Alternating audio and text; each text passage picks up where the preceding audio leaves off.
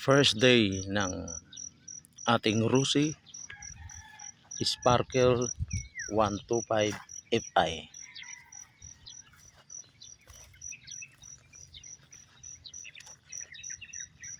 First day niya ngayon. Kahapon siya na i-release. So ating pinainit yung makina, pinaikot-ikot natin para ma-break in kahit paano. Yung takbo lang po natin umabot ng 30, 35, 40. Hindi ra po pwedeng biglain dahil bago pa lang, pinaiinit pala natin yung kanyang makina. So ayan si Rusi Sparkle 125 Fi, color black ang nakalagay ron sa OR. So ayan, hindi pa naman ako masyadong marunong mag-explain tungkol dito sa mga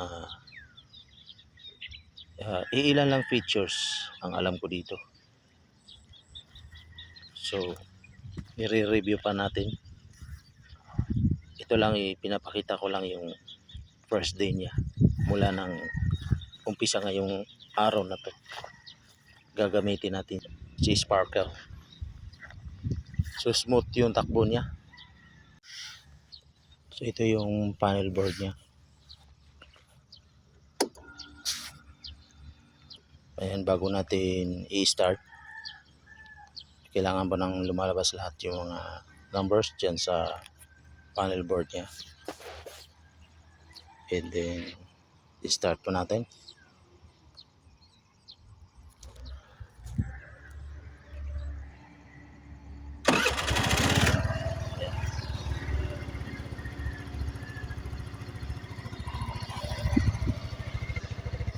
Maganda naman yung start niya.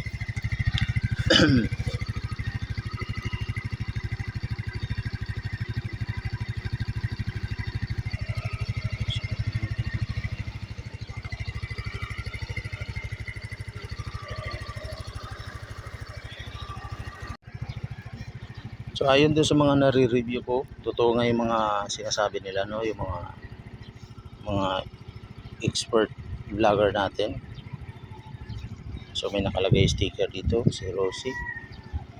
Then dito sa baba niya. Yan, first day.